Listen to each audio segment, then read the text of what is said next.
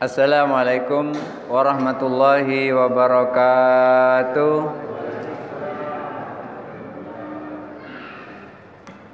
Alhamdulillahi rabbil alamin wa bihi nasta'in wa ala umuri dunya waddin wassalatu wassalamu ala sayyidil anbiya'i wal mursalin wa ala alihi wa ashabihi ajma'in.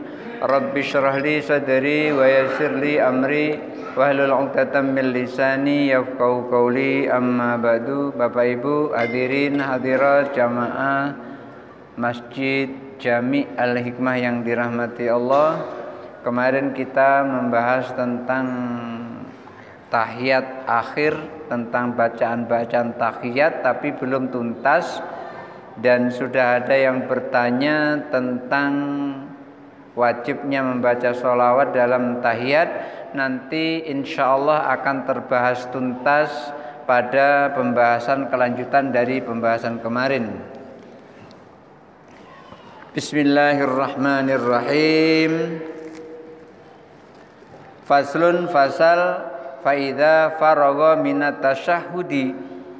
Kalau seseorang telah selesai dari tasyahud, shalla ala nabi sallallahu alaihi wasallam, maka ucapkanlah sholawat kepada Nabi sallallahu alaihi wasallam setelah selesai membaca tasyahud. Yang kemarin tasyahud itu intinya adalah ada 5 kalimat, di mana 5 kalimat itu yang paling afdal adalah berurutan. Kalaupun seandainya tidak berurutan, maka tidak membatalkan sholat. Setelah selesai 5 rangkaian tasyahud itu, bacaan-bacaan tasyahud itu, maka bersolawat kepada Nabi Shallallahu Alaihi Wasallam. Apa hukumnya mengucapkan sholawat kepada Nabi setelah kita membaca tasyahud itu? Yang ada 5 itu, apa hukumnya? Wa huwa fardun. Hukumnya adalah fardu, maksudnya adalah merupakan rukun dari rukun sholat. Kalau ditinggalkan artinya sholatnya menjadi tidak sah. Kalau kita sholat tidak membaca sholawat kepada Nabi, tidak sah sholat kita. Dan setelah membaca tasyahud selesai, kita difardukan atau diwajibkan membaca sholawat kepada Nabi fi hadal julusi, pada saat posisi duduk tasyahud, pada duduk tawaruk atau duduk terakhir, bukan duduk tahiyat awal tapi duduk tahiyat akhir. Hukumnya membaca sholawat itu adalah wajib, karena itu adalah merupakan rukun dari rukun sholat. 5 ruwat Aisyah radhiyallahu anha, berdasarkan riwayat dari Sayyidah Aisyah radhiyallahu anha, anna Nabi sallallahu alaihi wasallam qala, bahwa Nabi sallallahu alaihi wasallam bersabda, la yakbalullahu sholatan illa bitahurin wa bis sholati alayya. Rasulullah sampaikan, la yakbalullahu sholatan, Allah tidak akan menerima sholat siapapun, Allah tidak akan menerima sholat orang illa bitahurin, kecuali sholatnya itu harus ada wudu, harus ada tayamum atau ada wudu, harus suci. Kalau ada orang tanpa wudhu, tanpa tayamun, kemudian langsung sholat, maka sholatnya tidak sah karena tidak suci. Berbeda sholat tidak wudhu. Sholat tidak wudhu itu artinya gini, umpamanya kita mau maghrib itu sudah wudhu, kemudian terus sholat maghrib, sudah itu masuk isya enggak wudhu lagi, enggak apa-apa, dengan syarat belum batal, enggak apa-apa. Karena dulu pernah terjadi, Imam Syafi'i radhiyallahu an, Imam Syafi'i rahimahullah, beliau sholat di rumahnya Imam Ahmad, di mana beliau itu begitu sholat subuh tanpa wudhu, langsung sholat subuh. Akhirnya putrinya Imam Ahmad itu protes dengan ayahnya, katanya Imam Syafi'i adalah ulama besar, masa sholat subuh tidak pakai wudhu. Ternyata ngintip dia, mengintai Imam Syafi'i pada saat itu. Lalu Imam Ahmad penasaran, apa benar yang dia katakan oleh putrinya ini? Ternyata yang dikatakan adalah benar. Putrinya menceritakan bahwasanya begitu makan di rumahnya Imam Ahmad, makannya sangat lahap, bahkan nambuh-nambuh makannya. Kemudian malamnya seharusnya dia adalah tahajud, tetapi dia cuma baring-baring memandang ke langit. Begitu baring-baring memandang ke langit, waktu subuh tidak ngambil air wudhu, langsung sholat subuh. Makanya putrinya Imam Ahmad itu curiga, katanya Syafi'i adalah ulama besar, kok model ibadahnya seperti ini? Begitu ditanya oleh Imam Ahmad, ternyata betul.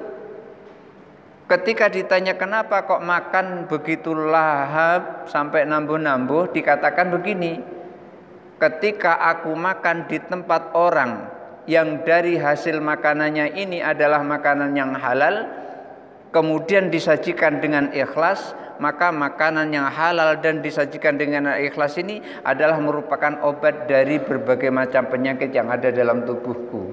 Makanya dia makannya banyak. Jadi ketika seseorang menyajikan makanannya dengan ikhlas, kemudian dari harta yang halal, maka yang memakan akan tambah sehat. Maka Imam Syafi'i sampai nambuh-nambuh makannya. Pengen sehat tadi. Iya.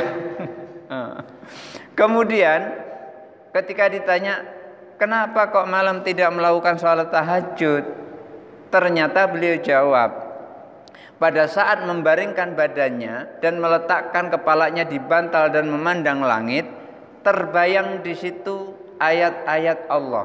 Begitu terbayang ayat-ayat Allah, lalu di dalam fikirannya telah menyusun satu bab tentang fikih.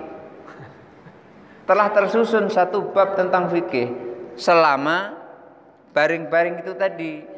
Imam Syafi'i itu kalau sudah memikirkan sesuatu, menyusun dalam pikiran, itu nanti seperti HP yang rekam. Begitu di play itu langsung muter dari awal sampai akhir. Beda dengan kita. Kita ngomong dari awal sampai akhir suruh ngulang seperti itu persis nggak bisa. Tapi kalau Imam Syafi'i bisa, karena ingatannya sangat kuat ingatannya. Nah, beliau sampaikan, bukankah menyusun ilmu fikih satu bab itu sama dengan sholat tahajud satu malam? Artinya sholat tahajudnya diganti dengan menyusun sebuah ilmu yang manfaatnya bisa kita rasakan semuanya. Manusia seluruh dunia bisa memanfaatkannya. Kemudian ditanya, loh waktu subuh kok tidak ngambil air wudhu? Ternyata mulai dari maghrib, isya sampai subuh belum batal. Maka sholat itu bukan harus wudhu, harus suci. Walaupun tidak wudhu tapi sucinya masih belum hilang, maka boleh sholat. Umpamanya bapak ibu tadi mau maghrib wudhu, kemudian isya belum batal, subuh belum batal lagi, zuhur belum batal, asar belum batal, nggak wudhu tidak apa-apa. Gak wudhu berarti gak tidur semalaman itu. Ataupun kalau seandainya memaksakan tidur, tidurnya dalam posisi duduk, ini takut batal mungkin air payah atau tayamum tidak tahu, akhirnya duduknya duduk bersila. Kalau ngantuk dia duduk bersila. Umpamanya seperti itu.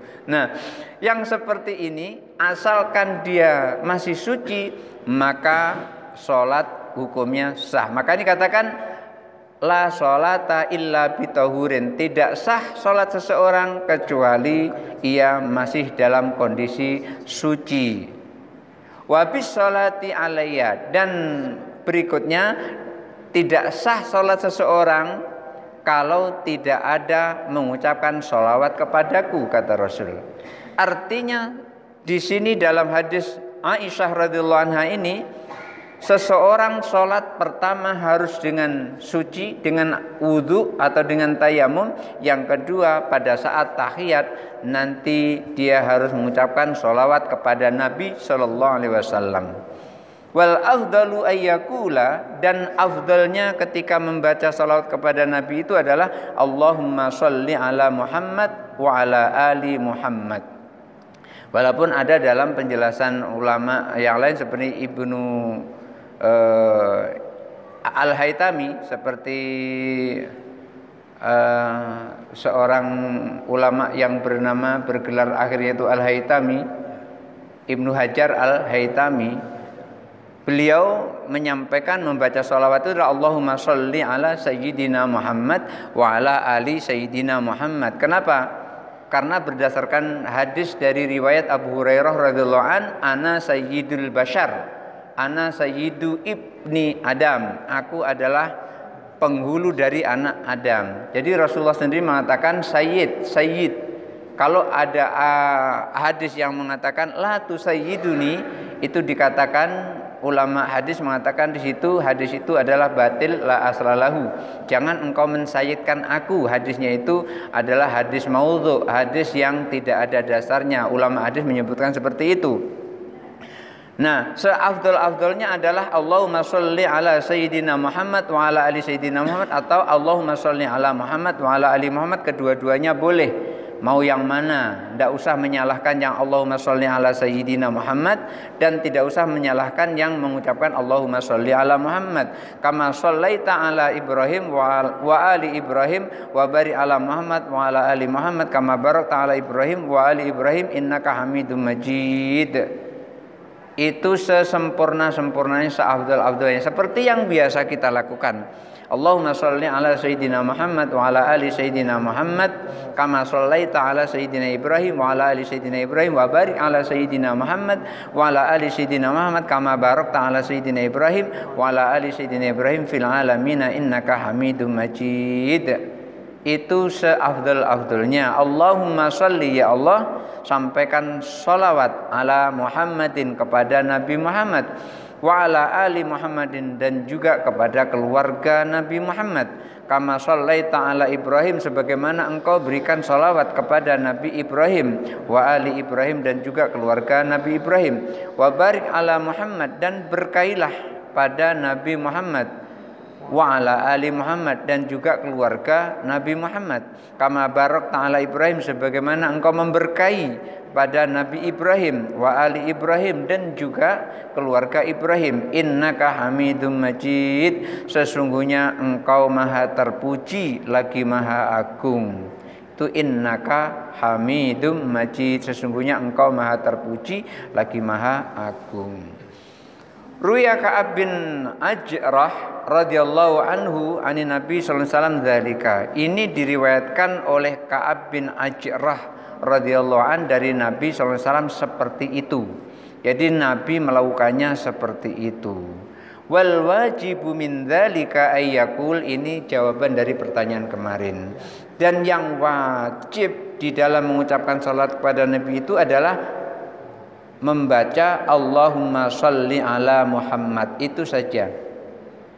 Yang selebihnya tidak dibaca, itu tidak menyebabkan sholatnya batal. Kalau kemarin itu saya asumsikan itu adalah tidak membaca keseluruhannya.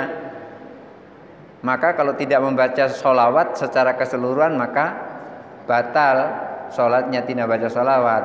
Sekurang-kurangnya adalah Allahumma sholli ala Muhammad wa ala ali Muhammad. Assalamualaikum warahmatullahi, assalamualaikum warahmatullahi. Sah seperti itu sholatnya. Maka imam sering cepat ya. Gimana?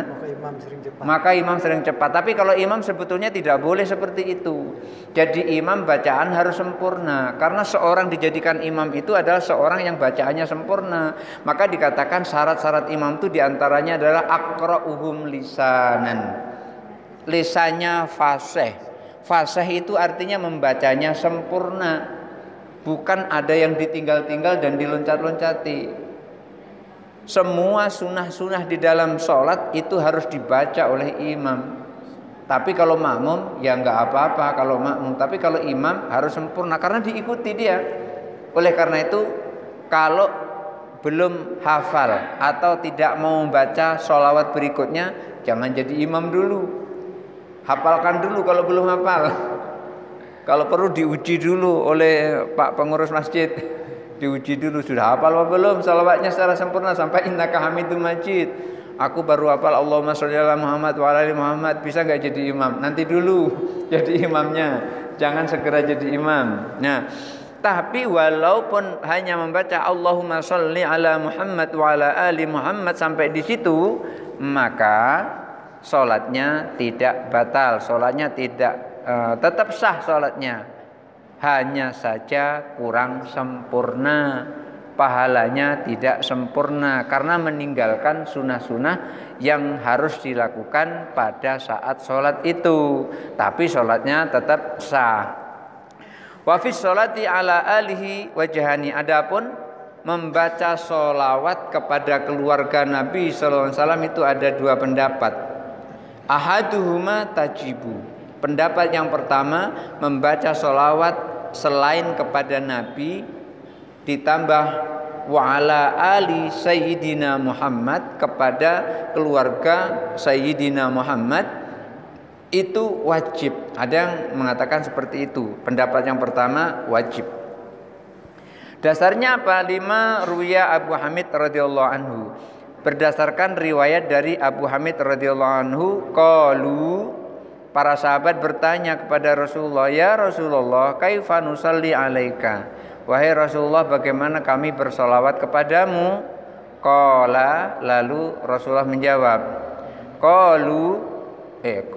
Kulu, Rasulullah sampaikan tuh, kulu, kalian ucapkan, Allahumma salli ala Muhammad wa ala azwaji wa dzurriyyatihi kama shallaita ala Ibrahim wa barik ala Muhammad wa ala azwaji wa dzurriyyatihi kama barakta ala Ibrahim innaka Hamidum Majid. Yang seperti ini jarang kita ucapkan.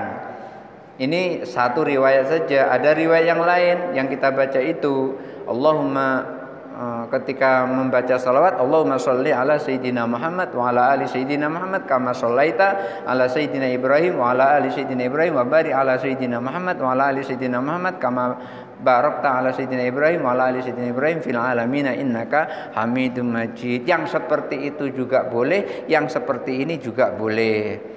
Yang mengucapkan Allahumma sholli ala Muhammad wa ala azwaji wa dzurriyyati kama shallaita ala Ibrahim wa barik ala Muhammad wa ala azwaji wa dzurriyyati kama barakta ala Ibrahim innaka Hamidum Majid, jangan menyalahkan yang sholawatnya berbeda. Allahumma sholli ala Sayyidina Muhammad wa ala Sayyidina Muhammad kama shallaita, jangan. Dan yang ini juga jangan menyalahkan yang ini. Artinya apa? Semuanya ada dasarnya. Dalam ibadah kita tasamuh. Itulah kenapa Imam Hanafi, Imam Malik, Imam Syafi'i, Imam Ahmad, keempat-empat imam mazhab ini tidak sama persis, masing-masing punya ciri tertentu.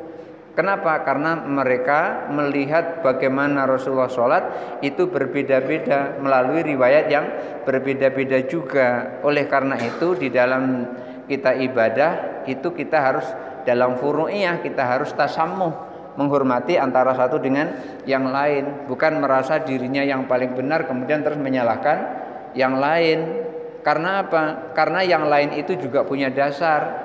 Hanya saja barangkali kita belum tahu. Ketika kita belum tahu, jangan mengatakan tidak ada dalil. Jangan. Orang belum tahu ya belajar dulu, cari tahu dulu. Enak saja nggak tahu langsung, oh dalilnya tidak ada. Dibilang dalilnya tidak ada. Zikir sama-sama sesudah sholat, nggak ada dalilnya. Ya Allah, bukan nggak ada dalilnya, dia yang belum tahu dalil. Belum tahu jangan mengatakan tidak ada. Beda, tidak ada dengan belum tahu itu beda. Kalau tidak ada sampai kapanpun dicari tidak akan ketemu. Tapi kalau belum tahu pas ketemu nanti tahu. Contoh, ketika Imam Ahmad melihat kepada orang yang membaca Al-Quran pada orang yang meninggal telah dikuburkan di kuburan, membaca awal surah Al-Baqarah di kepalanya dan membaca akhir surah Al-Baqarah di kakinya, Imam Ahmad mengatakan itu bid'ah. Nabi tidak melakukan. Begitu ada sahabat lain, bukan sahabat, tabi'in yang lain bertanya kepada Imam Ahmad, Imam Ahmad, pernahkah engkau meriwayatkan hadis dari si fulan itu? Saya lupa namanya. Si fulan itu, ini ada dijelaskan di dalam kitab Ar-Ruh Ibnu Qayyim. Pernah, saya banyak meriwayatkan hadis darinya. Beliau yang mengatakan bahwasanya kalau ada orang meninggal melalui riwayat Ibnu Umar radhiyallahu an, kalau ada orang meninggal agar dibacakan di bagian kepalanya itu awal surah Al-Baqarah dan di bagian akhirnya itu akhir surah Al-Baqarah. Apa kata Imam Ahmad? Suruh kembali orang tadi untuk meneruskan bacaannya. Begitu tahu, beliau tidak mengatakan tidak ada dalilnya, enggak kayak gitu. Tapi begitu dikasih tahu, langsung dia tidak mengatakan oh itu bid'ah. Artinya apa? Setiap amalan orang itu pasti ada dasarnya, kecuali yang beramal adalah orang yang tidak tahu. Tetapi ketika yang beramal itu adalah orang yang mengikuti orang-orang yang alim, orang yang alim itu pasti tahu dasarnya. Hanya saja kita yang tidak tahu. Ketika kita tanya kita nggak tahu, tapi kalau orang yang diikuti itu ditanya pasti bisa menjawabnya gitu. Jadi kita nggak boleh mengatakan oh tidak ada dalil, oh langsung tidak ada dalil, padahal belum tahu dalilnya. Nah, tasammuh di dalam masalah furu'iyah itu lebih diperluas daripada merasa dirinya paling benar. Sementara itu wal madhabu annahu la tajibu lil ijma'. Ulama Syafi'iyah yang di sini ditulis oleh Abu Ishaq Ibrahim bin Ali bin Yusuf Asyirazi, beliau menyampaikan wal madhabu annaha la tajibu lil ijma'. Imam Syirazi berpendapat mengucapkan seperti keluar sholawat terhadap keluarga Nabi itu tidak wajib berdasarkan ijma' ulama. Beliau menyampaikan seperti itu. Jadi kita ulama Syafi'iyah, kita orang-orang penganut Imam Syafi'i, madhab Syafi'i, yang wajib itu adalah membaca sholawat kepada Nabi melalui riwayat Sayyidah Aisyah radhiyallahu anha. La sholata illa bitahurin wabis sholati alayya. Tidak sah sholat seseorang kecuali dia suci dan mengucapkan sholawat kepadaku, yaitu Allahumma sholli ala Muhammad wa ala ali Muhammad. Itu tidak wajib. Yang wajib adalah Allahumma sholli ala Muhammad. Tapi sempurnanya ya tadi Allahumma sholli ala sayyidina Muhammad wa ala ali sayyidina Muhammad kama shallaita ala sayyidina Ibrahim wa ala ali sayyidina Ibrahim wa barik ala sayyidina Muhammad wa ala ali sayyidina Muhammad kama barakta ala sayyidina Ibrahim wa ala ali sayyidina Ibrahim fil alamina innaka Hamidum Majid. Itu yang wajib. 19 menit lagi untuk tanya jawab. Ada yang bertanya dipersilahkan untuk dikumpul pertanyaannya. Nanti kalau diteruskan nanti waktunya nanggung di sini. Fasal sudah selesai.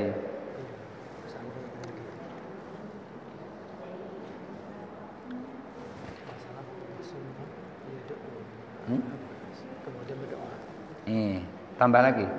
Enggak usah. Untuk yang minggu depan.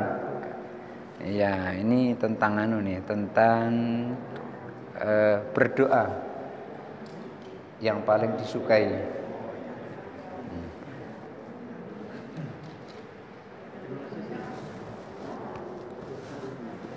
Terima kasih kita ucapkan kepada Alhamdulillah masalah saya terutama di masalah bacaan sholawat Nabi Muhammad SAW. Dalam kesempatan ini ada dua pertanyaan untuk saudara. Assalamualaikum Pak Ustaz, izin bertanya, bila sedang sholat berjamaah ada makmum yang gerakannya berbarengan dan bahkan mendahului imam, bagaimana hukum salatnya? Yang kedua, bila kita sholat subuh berjamaah di sujud tilawah, bila kita masbuk pada saat bacaan surat sajadah, yang kedua bagaimana sholat kita, apa cukup dan tidak perlu tambah rakaat? Terima kasih. Iya, Bismillahirrahmanirrahim. Pertanyaan pertama, sedang sholat makmum gerakannya berbarengan dan bahkan mendahului imam. Kalau bebarengan itu masih bisa dimaafkan, tapi kalau mendahului imam ini maka sholat jamaah bisa jadi batal. Kalau mendahului imam, imam masih tegak dia langsung rukuknya. Imam rukuk dia sudah iktidal, ini yang jadi imam dia apa imam itu ya imam. Tapi kalau bareng itu masih mendapat prioritas di sini, masih bisa bareng dalam artian di sini tidak mendahului. Tapi kalau mendahului bisa membatalkan sholatnya si makmum itu, tapi imamnya nggak batal karena yang lain tidak mendahului. Makanya ketika seseorang itu sholat jangan sampai mendahului imam, karena itu maka imam harus mendahulukan gerakan daripada bacaan. Begitu sudah turun begini baru Allahu Akbar gitu. pas begitu tegak gini bangun dari sujud, sudah mungkin pertengahan, sami Allahu liman hamidah, begitu. Jangan sampai imam mengucapkan Allahu Akbar baru rukuk. Makmumlah sudah pada rukuk semuanya, dia baru rukuk. Imam yang seperti ini, imam yang tidak memikirkan jamaah yang seperti itu. Imam memikirkan diri sendiri gitu. Akhirnya jamaah yang sangat berhati-hati. Harusnya tidak seperti itu. Jadi kalau sholat jangan mendahului imam ketika berjamaah. Kalau mendahului bisa batal sholatnya. Kemudian ini sholat subuh berjamaah dengan sujud tilawah bila kita masbuk pas bacaan surah Sajdah yang kedua, bagaimana sholat kita, apakah cukup dan tidak perlu tambah rakaat. Ketika sholat kita cukup 2 rakaat, ya tidak usah menambah rakaat. Kapan kita tahu sholat kita cukup 2 rakaat? Ketika di rakaat pertama kita memperoleh rukuk. Kalau di rakaat pertama kita nggak memperoleh rukuk, kita nggak ikut rukuk, ya harus ditambah 1 rakaat lagi. Berarti hanya rakaat kedua yang kita memperoleh rukuk. Kuncinya kita sudah dapat 1 rakaat atau belum, itu adalah rukuk. Misalnya imam rukuk nih, imam rukuk gini, kita baru datang langsung Allahu Akbar, kemudian langsung ikut rukuk, itu artinya kita sudah mendapat 1 rukuk. Tapi dengan syarat imamnya masih rukuk. Jangan imam sudah i'tidal. Kalau imam sudah i'tidal, kita nggak boleh Allahu Akbar rukuk dulu kemudian i'tidal, nggak boleh yang seperti itu. Sholatnya malah nggak sah seperti itu. Oleh karena itu, ketika seseorang pas sholat subuh datang, imamnya itu rakaat pertama itu membaca ayat sajadah, kemudian terus dia sujud. Sujudnya agak lama itu. Sujudnya kalau umpamanya ini kita datang Allahu Akbar, boleh langsung ikut sujud tilawah itu tadi, boleh. Begitu tegak imam meneruskan bacaan lagi. Begitu meneruskan bacaan lagi, otomatis kita masih dapat rukuknya. Ketika kita dapat rukuknya, artinya rakaat pertama kita masih dapat di situ. Kemudian berikutnya rakaat kedua, maka tidak usah menambah rakaat. Kalau ibu menambah rakaat atau bapak menambah rakaat, berarti ibu atau bapak pengen sholat subuhnya 3 rakaat. Jadi nggak usah nambah rakaat di situ. Jadi cukup ikut rakaat yang pertama dengan rukuk kita ikut, rakaat kedua rukuk kita ikut, maka cukuplah sholat kita, sholat subuh itu 2 rakaat tanpa menambah rakaat lagi. Berikutnya. Assalamualaikum Ustaz, izin bertanya, mana yang besar pahalanya mendengar pengajian dengan mengikuti tahlilan dalam acara orang meninggal dunia? Iya.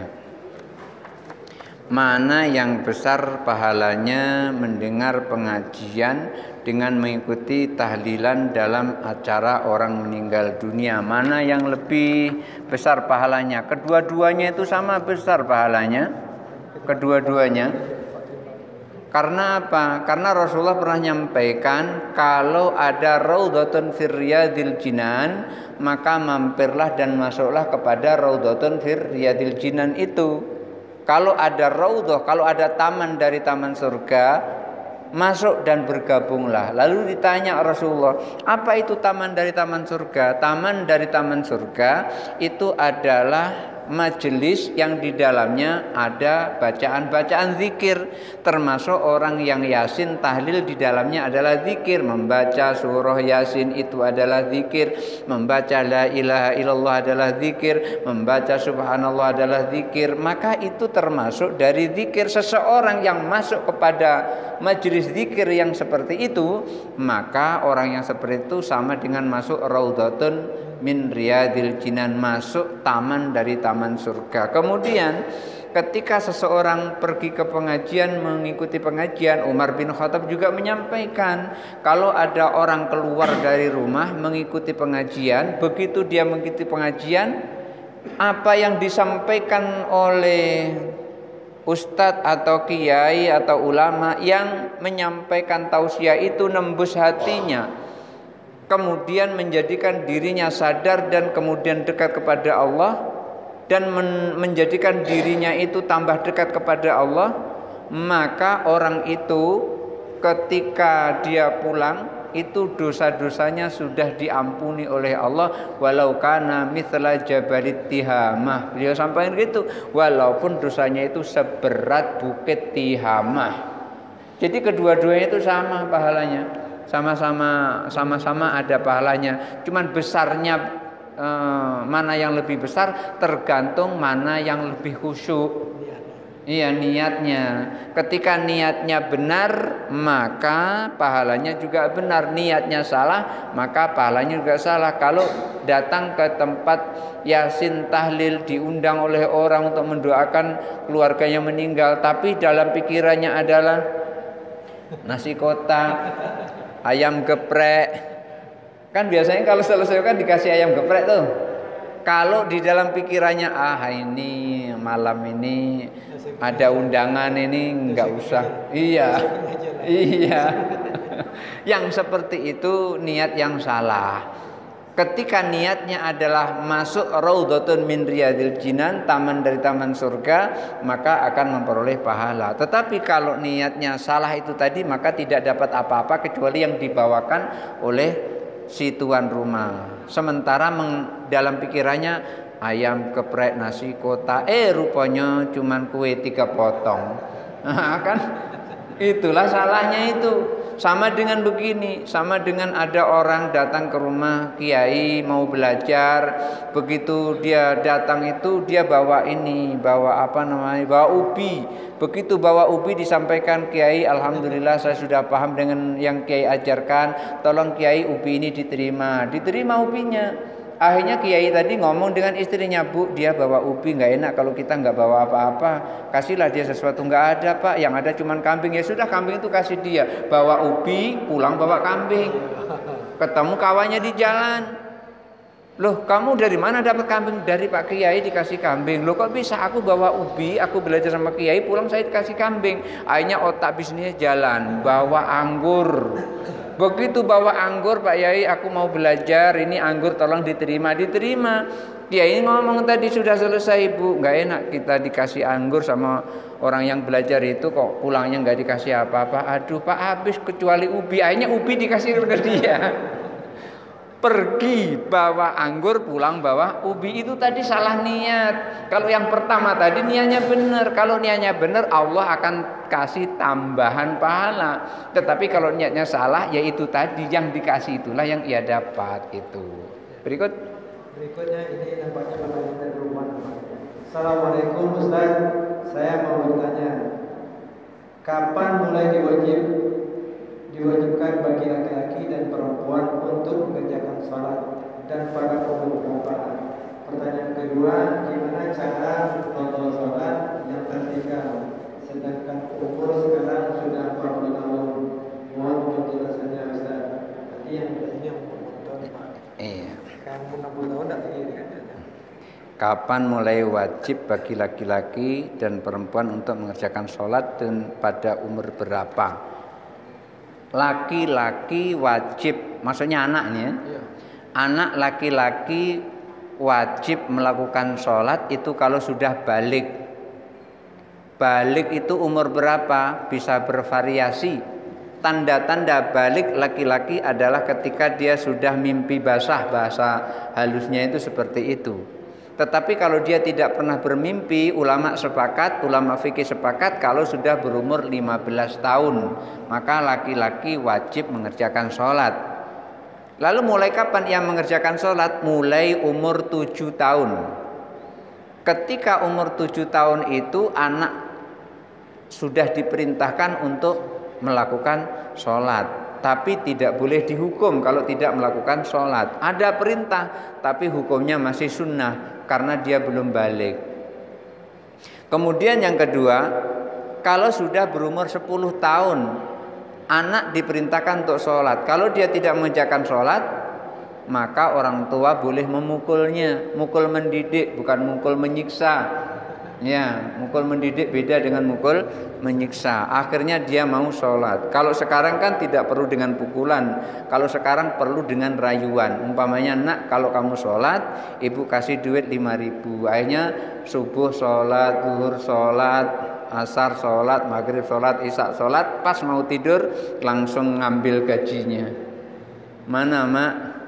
Saya sudah 5 kali mak sholat, jadi sehari digaji 25.000 sehari. Nggak apa-apa untuk melatih anak seperti itu. Pertama, pikiran anak itu adalah sholat sehari semalam 25.000. Kalau 10 hari berarti sudah 250.000. 1 bulan udah 750.000. Pertama seperti itu yang dia ingat.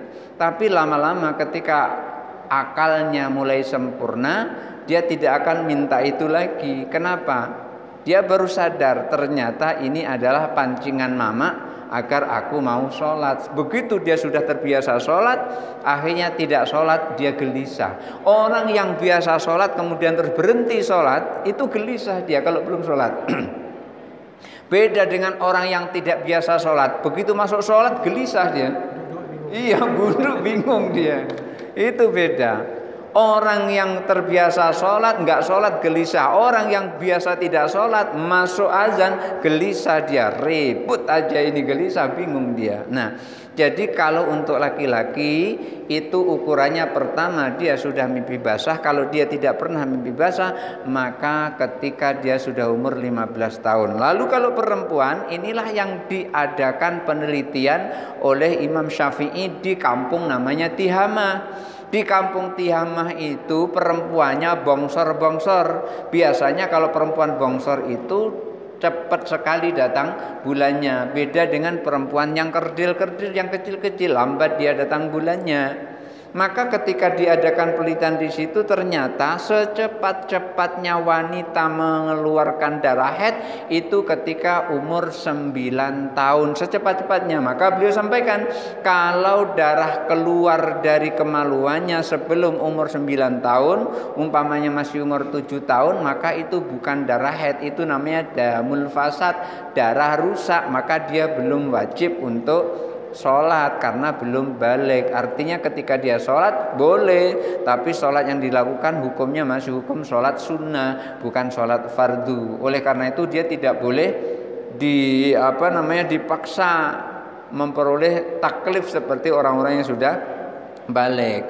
Lalu bagaimana kalau perempuan yang lebih dari 9 tahun, lebih dari 15 tahun umpamanya, itu belum datang bulan, ya tetap dia wajib melakukan sholat. Artinya dia sudah wajib melakukan sholat. Kapan? Umur 15 tahun. Apa ada perempuan di atas 15 tahun, umpamanya umur 20 tahun, 21 tahun belum keluar darah haid? Ada pernah terjadi itu. Ya saya tidak meneliti sih, nggak pernah melihat, dan memang kalau melihat juga nggak boleh melihatnya. Cuman karena dia mengadu maka jadi saya tahu. Ketika dia datang ke kantor KUA bilang dengan saya, Ustadz saya ini bisa nggak punya anak? Bingung saya ditanya begitu. Kok nanyanya seperti itu? Ada apa? Begini, saya belum pernah datang bulan mulai dari kecil sampai sekarang ini.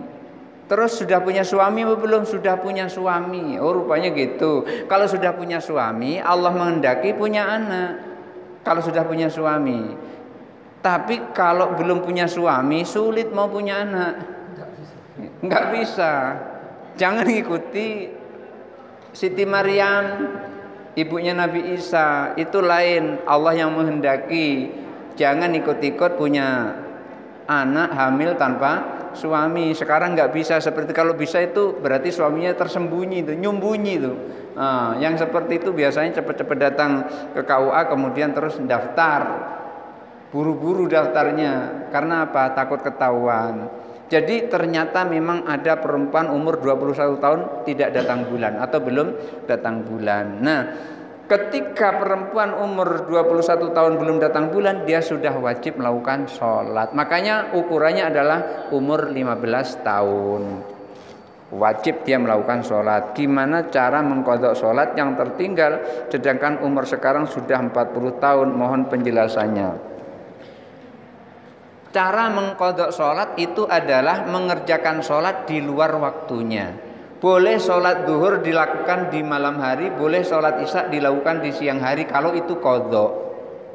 Atau sholat duhur kemudian dilakukan dengan waktu duhur, sholat asar dilakukan waktu asar, sholat maghrib dilakukan waktu maghrib, atau semuanya dikumpul di malam hari juga boleh.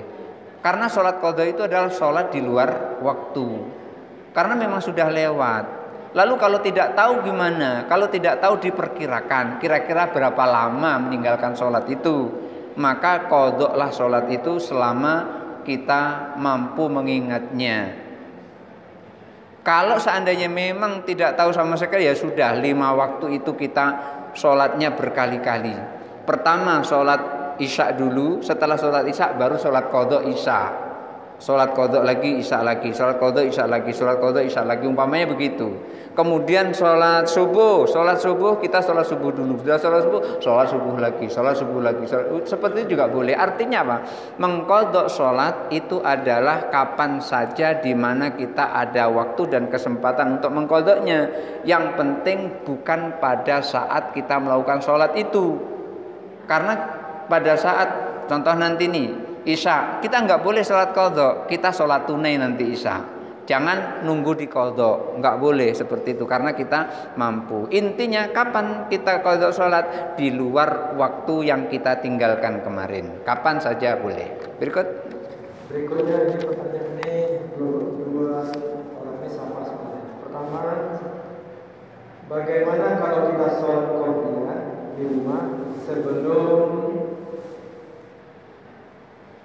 sholat fardu, sedangkan waktu sholat di masjid sudah selesai. Jadi sholat qobliyah sebelum sholat fardu, tapi orang di masjid sudah selesai, jadi di rumah. Ini pertanyaan kedua juga, bolehkah sholat qobliyah sementara orang di masjid sudah selesai sholat? Pertanyaan kedua, kalau wudu tanpa bersuci, padahal kita buang angin, sahkah wudu kita? Ketika mohon pendapat Ustaz tentang perbaruian wudu. Itu sama dengan ini, dengan nomor 1 sama. Ya. Bolehkah sholat qobliyah sementara orang di masjid sudah selesai sholat? Sholat qobliyah itu ukurannya bukan orang yang di masjid melakukan sholat. Sholat qobliyah itu ukurannya adalah kita sudah sholat apa belum. Kalau seandainya di masjid ini belum sholat, kita sudah sholat duluan, setelah itu qobliyah, itu nggak sah qobliyah kita. Sholat qobliyah itu ukurannya adalah kita sudah melakukan sholat zuhur atau belum. Kalau kita sudah melakukan sholat zuhur, maka kita nggak boleh lagi sholat qobliyah. Yang kita lakukan adalah sholat ba'diyah, karena letaknya adalah setelah sholat zuhur. Ba'diyah itu artinya sesudah, qobliyah itu artinya sebelum. Dan ukuran sebelum itu adalah kita sendiri, bukan orang lain. Kita belum sholat zuhur, kita boleh qobliyah zuhur walaupun masjid yang lain sudah melakukan sholat dan bahkan sudah selesai sholatnya. Kemudian kalau wudhu tanpa bersuci, kok wudhu tanpa bersuci? Padahal kita buang angin, sahkah wudhu kita? Wudhu, kalau wudhu tanpa bersuci, wudhu itu kan bersuci. Oh gitu, tanpa cebok gitu maksudnya. Oh gitu. Tapi buang angin. Dikarenakan dia buang angin langsung wudhu boleh dah. Oh gitu. Jadi gini, wudhu itu kita harus bersuci dulu. Umpamanya buang air, kita harus bersuci dulu baru kita boleh wudhu. Tapi kalau buang angin biasanya tidak menyisakan najis kecuali anginnya membawa kawan. Anginnya membawa ampas. Pret gitu rupanya penuh. Kan bisa jadi buang angin, anginnya bawa ampas. Yang seperti itu harus dibersihkan dulu. Setelah itu baru ngambil air wudhu. Maka seorang yang wudhu itu syaratnya adalah badannya sudah bersih dari kotoran. Ia sudah istinja. Ia sudah membersihkan diri dari najis yang keluar dari dua lubang, lubang depan maupun lubang belakang. Kalau angin hanya angin saja tidak membawa ampas, tidak perlu dibersihkan. Jadi jangan nanti ini angin ini tut, kemudian terus pergi WC terus tembok, enggak usah. Kalau cuma angin enggak apa-apa gitu. Tapi kalau bawa ampas ya memang harus. Kalau bawa ampas harus. Mohon pendapat Ustadz tentang perbaruilah wudu. Oh gitu. Jadi kalau yang seperti itu memang wudunya harus diperbarui. Ketika seseorang wudu tapi pas kentut tadi bawa ampas, itu harus diperbarui. Maksud itu kita punya wudu sekarang. Terus kentut. Bukan. Kita lagi wudu. Cuman kita ingin memperbaharui wudu. Oh gitu. Ketika seseorang wudu kemudian tajdidul wudu boleh, nggak apa-apa. Nggak apa-apa. Kita memperbarui wudu boleh. Bukan berarti wudu yang pertama itu batal. Tetapi boleh dilakukan, boleh diperbarui. Umpamanya karena panas, kemudian pengen wudu. Niat wudu itu pertama untuk menyegarkan badan, yang kedua untuk mensucikan diri dari hadas. Boleh itu punya dua niat. Karena wudu itu ada yang mengatakan itu adalah ibadah ghairu mahdhah. Kenapa dikatakan ibadah ghairu mahdhah? Karena di dalam wudu itu pertama bisa dirasakan membuat kondisi kita segar. Jadi bisa dirasakan. Tapi kalau ibadah mahdhah itu tidak bisa. Seperti sholat, itu adalah ibadah mahdhah, harus mengikuti aturan-aturan sholat. Tapi wudu ada yang berpendapat seperti itu. Tapi kalau menurut saya, ketika ibu merasa sudah lama ngambil air wudu, kemudian terus ragu-ragu, ini tadi sudah kentut apa belum, boleh memperbarui wudunya. Lalu gimana kalau tidak memperbarui wudu? Apa wudunya masih ada? Kalau ibu ragu-ragu, kentut belum ya? Pertanyaannya, tadi sudah wudu apa belum? Pasti yakin sudah. Kalau tadi yakin sudah wudu, ragu-ragu kentut apa tidak, kentut atau belum, maka ragu-ragu itu kalah dengan keyakinan. Al yakinu la yuzalu bisyakki. Keyakinan tidak akan gugur karena keraguan. Ragu kentut, yakin sudah wudu, wudunya tetap ada. Tapi kalau ragu wudu, yakin tidak kentut, batal. Ragu tadi sudah wudu belum ya? Sudah wudu belum ya? Sekarang saya nggak kentut, yakin saya nggak kentut. Tapi tadi ragu wudu apa belum, tetap wajib wudu karena keraguannya adalah di wudu, induknya ragu. Tapi kalau tadi sudah yakin wudu, sekarang ragu-ragu, kentut belum ya tadi, wudunya masih ada. Karena ragunya kentut tadi tidak akan bisa mempengaruhi keyakinan kalau tadi sudah berwudu. Barangkali itu saja dulu yang bisa saya sampaikan kali ini. Mari kita berdoa bersama-sama. A'udzubillahi minasyaitonirrajim. Bismillahirrahmanirrahim. Allahumma shalli ala sayyidina Muhammad wa ala ali sayyidina Muhammad wa sallim wa radhiyallahu ta'ala an sadatina Rasulillah ajmain. Allahumma ighfir lana dzunubana wa li walidayna warhamna kama rabbayana shighara. Allahumma ij'alna mahbubina fi qulubil mu'minina wal mu'minat wal muslimina wal muslimat wa basyirna wa ballighna wa bilghina ila mi'atin wa 20 sanatan wallahu khairun hafidha wa huwa arhamur rahimin. Rabbana atina fid dunya hasanah wa fil akhirati hasanah wa qina adzabannar walhamdulillahirabbil alamin. Barangkali itu saja dulu yang bisa saya sampaikan untuk malam ini. Mudah-mudahan ada manfaatnya. Hadanallahu wa iyyakum ajmain. Wallahul muwaffiq ila aqwamit thariq. Wassalamualaikum warahmatullahi wabarakatuh.